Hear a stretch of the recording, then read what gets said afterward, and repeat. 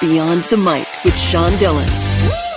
We're joined on the Starline by an engineer turned cartoonist, writer, producer, and now podcaster. You've read his comic strip piled higher and deeper, and your kids might have seen Elinor Wonders Why on PBS Kids. His latest project is the podcast ScienceStuff. We welcome Jorge Cham. Hi, thanks for inviting me. Great to be here. Jorge, let's go beyond the mic. Growing up, what question puzzled you and encouraged your love of science? Oh, my goodness. Well, I think I was very preoccupied with how can I watch more TV? How can I watch more video games?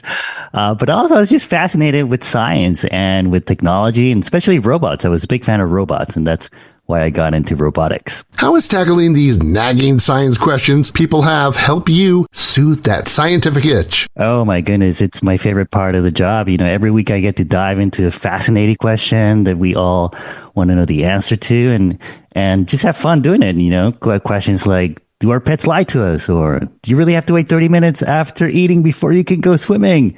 Or, you know, relevant questions for today, like what is a quantum computer, or how is AI going to change our lives? It's sort of a weekly headspin for me to take a deep dive into. I was always the rebel that said 30 minutes. Yeah, it all depends if you're honest with your parents. The podcast is ScienceStuff, and Jorge Cham joins us beyond the mic for the Rockin. Okay. All this is, Jorge, it's 8 random questions. Answer with the first thing that comes to your mind. There is no pressure. Okay, bring it on. Did you ever create a robot? And if you did, what did you name it? Oh, my goodness. I did create a robot for my PhD. Me and a team of researchers over there at Stanford, we made robots that were inspired by cockroaches. So it turns out if you look at all of nature, some of the best sprinters, the best runners, most robust, most hardy runners are not the cheetah, not the lion, it's the cockroach. And so we learned from cockroaches from a biologist, and we tried to put that into a robot, and we made a robot called Sprolita. What's the favorite of all the Matrix films? Well, the first one, of course. I mean, that movie changed my life in a way. So you didn't take the red pill? No, not yet. Best thing about your son? Oh, my goodness. Only one thing. He's just a really smart and interesting kid. Yeah. Just interested in a lot of things. I think my favorite part probably is that he is just like his mother. How long did it take you to write your thesis without procrastination? Oh, Sean, don't you know that's a rude question to ask of any graduate student? Oh, my goodness. Why don't you ask me for my age and my weight while you're at it? No, I would say it took me long enough. That's my basic answer. Yes. That is the perfect answer. Which is more fun, speaking to a group of scientists or a group of children? Oh, boy. I think my favorite is to talk to a group of children about science. That would probably be my top choice there. But of course, I have to talk to scientists in order to know, to learn things, so I can talk to the children about it. But kids are amazing. I write children's books as well, one called Oliver's Great Big Universe. And it's just amazing to interact with humans that are still so curious and open about the world, where you can talk to them about volcanoes and how they're sort of like how the Earth barfs, or the Big Bang Theory and how that's kind of like how when someone farts in a crowded cafeteria, and kids love that. What is your favorite book festival? Oh, I've been to a lot of them so far, but I've been in the U.S. My favorite is the Texas Book Festival. I have to say, they've always treated me super well, and it's just a really great event put on by wonderful people.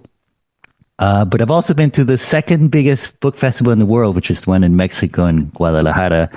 And that was just fascinating to see the scale of it. I mean, they rent out a whole convention center, and you get people from all over the country just coming in and interested in books. Which cartoonist influenced your life? Yeah, well, there have been many. But I would say the one that really got me curious about comics and the power of comics and what how much fun you can have making comics is, of course, Calvin and Hobbes, which is a favorite of a lot of people.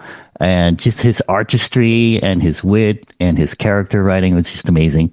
But then as I was an adult, the one that inspired me the most, that really got me into comics, who I would probably blame for derailing my academic career, was Gary Trudeau, who writes Doonesbury. How about your best memory of Georgia Tech?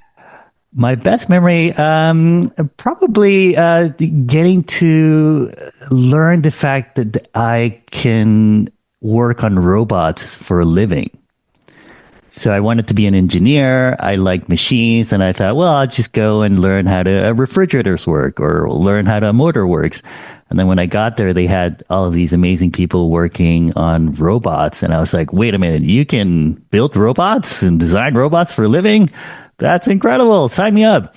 And that totally changed my life as well. Let's sneak in a couple more with the creator of ScienceStuff, Jorge Cham on the mic. Jorge, who was your science teacher growing up that helped you become better scientists? Oh, I would probably pick my physics teachers in high school. They really, high school is a tough place to teach. Kids are so jaded and sometimes so not interested in science, but they came out every day and they, try to tell us about how amazing our world is and how it works and how you can have formulas that can let you predict what's going to happen in the future. And so they really believed in me. And also they put me, one of them put me in a national physics competition to compete in a physics Olympiad at the national level there in Panama, where I grew up. And that's where I met my future wife. So I thank them on many levels. Science helps love. Yeah. Jorge, which episode of ScienceStuff will surprise people? The one that's most in my mind right now is this one about, do animals understand death? Really? Yeah. Like, does your cat, your dog, do they understand what it means to pass away? Or do animals in the wild, like do lions or crows, do they have a concept of death? And so I talked to this primatologist, that's someone who studies like apes and monkeys, who's been studying them for 50 years. And he's the one who filmed kind of the first time anyone had ever recorded like a group of chimpanzees kind of reacting to one of their own, kind of getting ill and then passing away, and how they reacted. And it's just a fascinating interview. And then I talked to a philosopher of animal minds. And I didn't know there was such a thing. I know, right? That's her field of study. She studies, how animals conceptualize things and how they think about things. And so she had some fascinating insights into whether or not they really understand it. Where does your creativity come from? Oh, I think my creativity comes from curiosity mostly. I think just I've become this person who just seems to have a lot of questions about everything. I look at my coffee mug and I have a million questions about it. I look at my pencil and I think, who made this pencil? How did they figure out how to make it? Why is every pencil in the world exactly the same? So I think I just have a lot of curiosity, and that makes me want to ask questions. And then when I find the answer, I really want to share that answer. And so the only way to do that is to, and not be annoying, is to make it sort of fun and creative. And so I've had to sort of develop that creativity. Why should people listen to ScienceStuff? You should listen to ScienceStuff because you will definitely learn something in each episode, and because we'll answer a fascinating science question each time. So if you are the kind of person who also thinks, I wonder if our pets are lying to us, or what is this quantum computer I keep hearing about?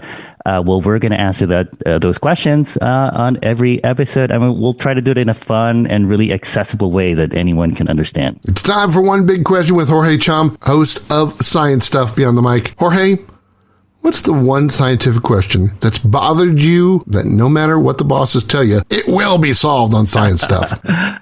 Well, I think as I start to round my 50s, I'm probably wondering, when are we going to start going to other planets and other stars, and what's it going to take to really bring the human race to other solar systems? And is it even possible, or is it really just all too far away? Influenced by Calvin and Hobbes, created a robot cockroach and wants you to hear ScienceStuff. Jorge Cham, thanks for taking the time to talk with us today.